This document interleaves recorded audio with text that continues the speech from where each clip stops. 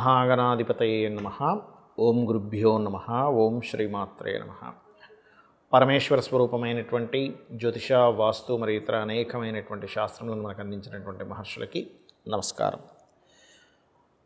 అరుణాం కరుణాతరంగితాక్షీం ధృతపాశాంకుశపుష్పబాణచాపాం అనిమాదిభిరావృతాం మయూకైః అహమిత్యేవ విభావయే భవానీం. శ్రీమాత్రే నమః. మనం ఈరోజు ప్రతి ఒక్కరికి కూడా వాళ్ళ లైఫ్లో నేను ఒక గొప్ప స్టేజ్కి వెళ్తానా లేదా, కొన్ని కోట్లు సంపాదిస్తానా లేదా, ఒక మంచి పేరు ప్రఖ్యాతులు తెచ్చుకుంటానా లేదా అనేటువంటి ఒక ఆశ ప్రతి ఒక్కరికి ఉంటుంది, ఉండాలి కూడా. అయితే అది ఏ గ్రహాల వల్ల ఏర్పడుతుంది? 12 లగ్నాల్లో మీరు మేషం నుంచి మీన లగ్నంలో, మీది ఏ లగ్నం అయినా, లగ్నం తెలియదు, కొంచెం రాశి వరకు, అది సెకండ్ ఆప్షన్ రాశి అనేటువంటి చూసుకుంటే కనుక మీకు ఏ గ్రహం బలంగా ఉంటే రాజయోగాన్ని ఇస్తుంది, ఏ గ్రహ బలం వల్ల మీరు ఏ రంగాల్లోకి వెళ్ళగలుగుతారు అనేటువంటి విషయం కనుక సీక్రెట్ కనుక తెలుసుకోగలిగితే ఖచ్చితంగా మీరు కోటీశ్వరులు అవుతారు. అందులో ఎటువంటి సంబంధం లేదు. అది పెద్ద విషయం కాదు. మనం ఏ రూట్లో వెళ్ళగలగాలి, మనకు రూట్ తెలియాలి. ఇప్పుడు కూడా తిరుపతికి వెళ్తున్నాము, ఈ రూట్లో వెళ్తే వస్తుందండి అంటే వస్తుంది, లేదు రివర్స్లో వెళ్తుంటే ఎంతకాలం మనం ప్రయాణం చేసినా ఎలా అయితే రాదో, మన జీవితంలో కూడా మన జన్మజాతకంలో మనకి ధనాన్ని ఇచ్చే గ్రహం ఎవరు అనేది తీసుకోవాలి. ఆ రకంగా ఒకవేళ ఆ గ్రహం కనుక అంత బలంగా లేదు, మనకు యోగకారకమైన గ్రహం బలంగా లేదు, అలాంటప్పుడు ఎటువంటి పరిహారాలు చేసుకోవాలి, చిన్న చిన్నవి మంత్రంతోనో దానంతోనో గోసేవతోనో ఎలా చేసుకోవాలనేటువంటిది వీడియో ఎండింగ్ వరకు చెప్తాను. కాబట్టి వీడియో ఎండింగ్ వరకు చూడండి.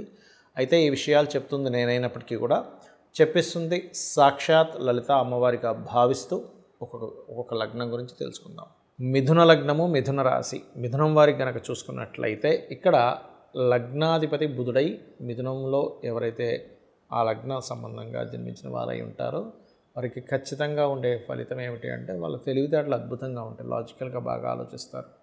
అయితే ఇక్కడ మీరు ధనాన్ని ఇచ్చే గ్రహం ఎవరు అని తీసుకోవాలి. మీ చంద్రుడు, మీ యొక్క చంద్రుడు ఎలా ఉన్నాడు?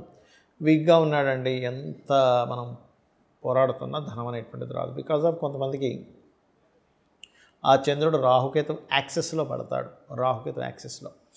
అలాగే మరొక విషయం ఏంటంటే ఇక్కడ లగ్న పంచమ భాగ్యాధిపతులు శుక్రుడు, బుధుడు, శని అవుతారు వృషభ లగ్నానికి. అంటే ఈ 3 గ్రహాలు ముఖ్యంగా ఎలా ఉన్నాయి మీ జన్మజాతకంలో? బుధుడు ఎలా ఉన్నాడు? బుధుడు బాగుంటే ల్యాండ్స్ మూలంగా కలిసి వస్తుంది. శుక్రుడు బాగుంటే విదేశాలకు వెళ్ళడం వల్ల కలిసి వస్తుంది, కోటీశ్వరులు అవుతారు.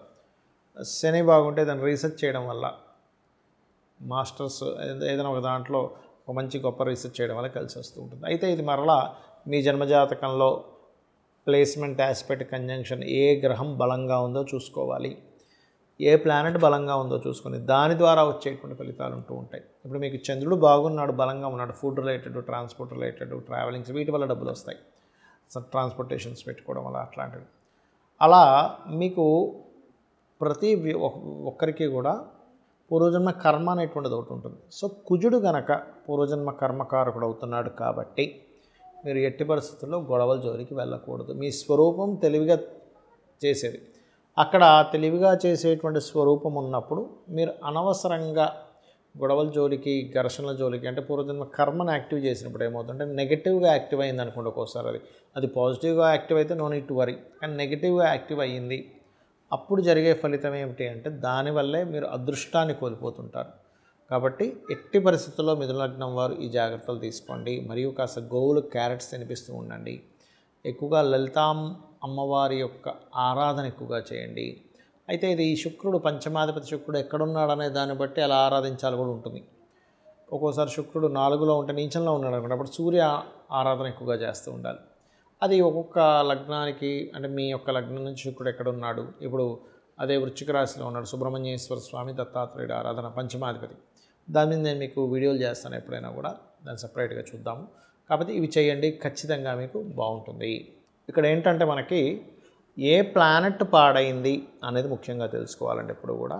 ఎలా అయితే మనం చూడండి మన బాడీలో, మన బాడీ పార్ట్స్లో కూడా ఫలానా వైటమిన్స్ తగ్గాయి అన్నప్పుడు మనం ఏం చేస్తాం, ఆ వైటమిన్ తగ్గిన దాన్ని తీసుకుంటాం. లేకపోతే ఫలానా ఫుడ్ వల్ల మీ హెల్త్ పాడవుతుంది అన్నప్పుడు దాన్ని అవాయిడ్ చేస్తాం, అంతే కదా. బాగా షుగర్ ఉంది, రైస్ ఎక్కువ తినకండి, కార్బోహైడ్రేట్స్ విపరీతంగా వచ్చేస్తాయి, దానివల్ల ఇబ్బంది వస్తుంది, అప్పుడు రైస్ని అవాయిడ్ చేస్తాం, కాస్త కూరలు ఎక్కువ తింటాం. అలాగే మనకి కూడా జన్మజాతకంలో ఏ ప్లానెట్ మనకి యోగకారకమో ఆ ప్లానెట్ని ఇంకో ప్లానెట్ పాడు చేస్తున్నప్పుడు నవగ్రహాలకు కూడా ఆ శక్తి ఉంటుందండి. గొప్ప వ్యక్తిని చేసే శక్తి ఉంటుంది, మనకి ఇబ్బంది పెట్టే శక్తి ఉంటుంది. అంటే ఏమిటి, అవేవో మన మీద పనిగట్టుకొని కోపంతోనో ద్వేషంతోనో చేస్తున్నటువంటిది కాదు. మన పూర్వజన్మ కర్మే ఆ రూపంలో ఖచ్చితంగా వచ్చి మనల్ని ఆ రకంగా రూల్ చేస్తూ ఉంటుంది.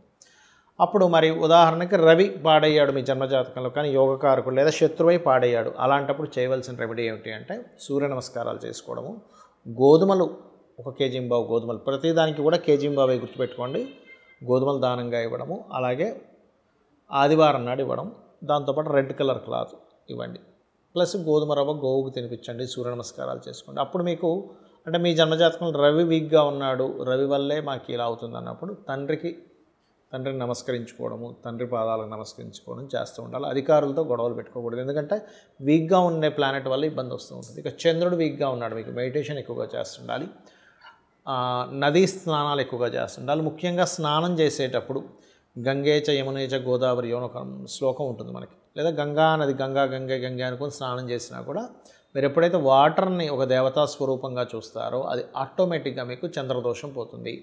మాతృమూర్తికి అంటే తల్లిగారికి రోజు నమస్కరించుకోవడం చేస్తుండాలి, వాయువ్య దోషం ఇంట్లో లేకుండా చూసుకుంటుండాలి, బియ్యము దానంగా ఇస్తుండాలి విత్ వైట్ కలర్ క్లాత్తో పాటు. అదేవిధంగా గోవులకు ముల్లంగి తినిపిస్తూ ఉండండి, లేదా కీర లాంటిది. ఇక కుజుడు పాడయ్యాడు, ఏమవుతుందంటే సర్వసాధారణంగా కుజుడు గనక ఎఫ్లిక్షన్ ఇచ్చేటప్పుడు భూములు అన్నదమ్ములు గొడవల వల్ల ఇస్తూ ఉంటాడు. రవి అయితేనేమో అధికారము, చంద్రుడైతే మానసికంగా తల్లి అక్క ఈ వరుస వాళ్ళతో లేదా ప్రయాణాలు ఇస్తాడు. అయితే కుజుడు పాడయ్యాడు మీ జన్మజాతకంలో, ఆ ప్లానెట్ వల్లే మీరు కోటీశ్వర్లు అవ్వాల్సింది ఆగిపోతుంది.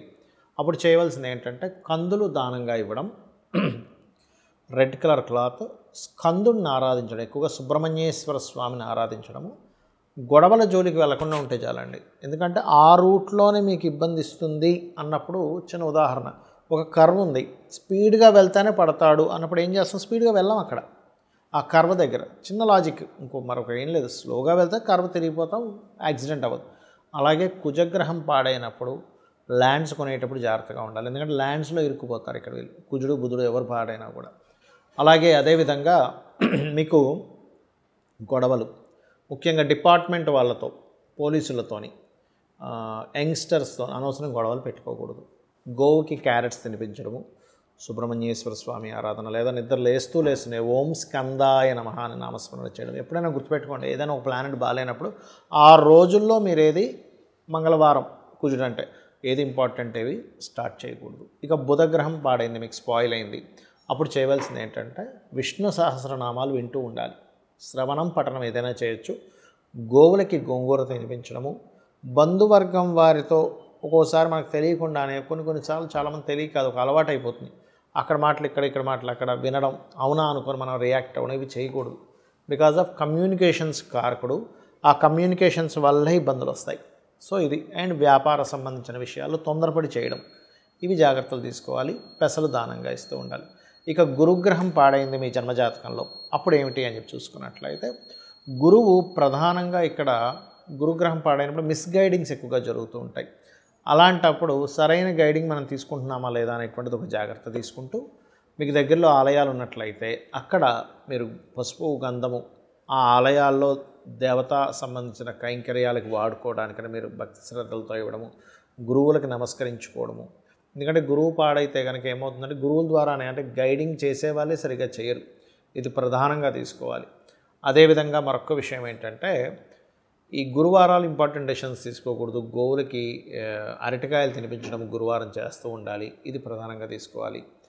అదేవిధంగా కొన్నిసార్లు ఏంటంటే మీకు ఇష్టం వచ్చిన, అంటే చాలామంది తెలియక ఏంటంటే ఒకదానికొక ఇవి చేస్తూ ఉంటారు, కొన్ని దేవతా సంబంధించిన విషయాల్లో కానీ తెలియక. కొంతమంది చూడండి కొన్ని నియమ నిబంధనలు తెలియక ఏదో దేవతా సంబంధించిన ప్రారంభిస్తూ ఉంటారు, దానికి కొన్ని నియమాలు ఉంటాయి. అవి ముఖ్యంగా శుక్రగ్రహం పాడైతే సర్వసాధారణంగా స్త్రీ శాపం శుక్రగ్రహం వల్ల వస్తూ ఉంటుంది. అంటే ఏమిటి, మీరు పూర్వజన్మల్లో స్త్రీకి ఎవరికైనా ఇబ్బంది పెట్టడం వల్ల ఈ రూపంలో స్త్రీ రూపంలో వస్తుంది ఇక్కడ. అలాంటప్పుడు వీలైనంత మట్టుకు వారితో మర్యాదగా వ్యవహరించడమే ఉత్తమమైనటువంటి రెమెడీ, అంతకుమించి మరొకటి ఏమీ లేదు. అంటే ఇవన్నీ నేను మీకు ఎందుకు చెప్తున్నా అంటే మనిషి ఎందులో ఇరుక్కుంటాడు, ఏ ప్లానెట్ వాళ్ళు, ఇది తెలుసుకుంటే చాలు మనం గొప్పవాళ్ళం అవడానికి. అలాగే మరొక విషయం ఏంటంటే ఈ శుక్రగ్రహం మీకు మంచి ఫలితాలు ఇవ్వాలంటే శ్రీమాత్రే నమః అనే మంత్రానికి మించింది మరొకటి లేదు. అలాగే శుక్రవారాలు, శుక్రుడు పాడయ్యాడు, షష్టాష్టకాల్లో ఉన్నాడు, లేకపోతే పాపగ్రహాలతో కలిసి ఉన్నాడు, ఎటువంటి ఇంపార్టెంట్ డెసిషన్స్ కానీ ఏవి కూడా శుక్రవారం తీసుకోకండి. శ్రీమాత్రే నమః మంత్రము, విష్ణు లలితా సహస్రనామాలు చదవడము, గోవులకి 3 చపాతీలు తేనె పూసిన నూనె వేయకుండా కాల్చిన చపాతీలు 3 చపాతీలు తినిపిస్తూ ఓం సంపత్కరీ సమారూఢ సింధుర వ్రజ సేవితాయ నమః చేస్తూ ఉండండి. ఇక శని అంటే సహజంగా రోగానికి కారకుడు, లేట్ అవ్వడము, అన్నీ కొంచెం అవమానాలు పడడం జరుగుతూ ఉంటాయి. బాగుంటే ఆయనే గొప్ప వరాన్ని ఇచ్చినట్టుగా అన్ని అద్భుతంగా కొన్ని తరాలు సరిపోయేంత దానాన్ని కూడా ఆయన ఇస్తాడు, ఆస్తుల్ని. కానీ నూనె దానంగా ఇవ్వండి. శని మీకు వీక్గా ఉన్నాడంటే నూనె దానంగా ఇవ్వడం, గోవులకు బెల్లం తినిపించడం, నువ్వులు దానంగా ఇవ్వడం, శుక్రుడికి అయితే బొబ్బర్లు దానంగా ఇవ్వడం, ఇవి చేయండి. అలాగే విత్ బ్లూ కలర్ క్లాత్తో. ఇక రాహుకేతువులు కనుక అయ్యారంటే, రాహువు ముఖ్యంగా ఏంటంటే ఇల్యూజన్, అంటే ఏదో జరిగిపోతుందని ఒక భయాన్ని క్రియేట్ చేస్తాడు. కేతు ఏంటంటే నాకేం అవసరం లేదనేటువంటి ఒక రకమైన స్థితికి తీసుకెళ్ళిపోతాడు. అంటే నాకేమీ అక్కర్లేదు, నాకేం పట్టట్లేదు అనేటట్టుగా. అంటే ఇది వైరాగ్యము అండ్ మోసపోవడానికి రాహు కూడా కారకుడవుతాడు. కాబట్టి మీరు రాహుగ్రహం బాగా వీక్గా ఉంది, ఇబ్బంది పడుతున్నాము అన్నప్పుడు మీరు చేయవలసింది ఏంటంటే దుర్గా ఆరాధన, మినుములు దానంగా ఇవ్వడం. కేతు వీక్గా ఉన్నాడు అన్నప్పుడు గణపతి ఆరాధన, ఉలవలు దానంగా ఇవ్వడం చేయండి. ఉలవలతో మల్టీ కలర్ క్లాత్, మినుములతో సిమెంట్ కలర్ క్లాత్ దానంగా ఇవ్వండి. ఖచ్చితంగా ఇది చేయడం వల్ల రాహు తాతగారిని ఎక్కువగా నమస్కరించుకుంటూ ఉండాలి. కేతు అయితే అమ్మమ్మని నానమ్మని ఎక్కువ నమస్కరించుకుంటూ ఉంటే వాళ్ళ బ్లెస్సింగ్స్తో మీకు ఉండేటువంటి దోషాలు పోతాయి. అమ్మవారి అనుగ్రహం కూడా మీకు కలుగుతుంది. శ్రీమాత్రే నమః.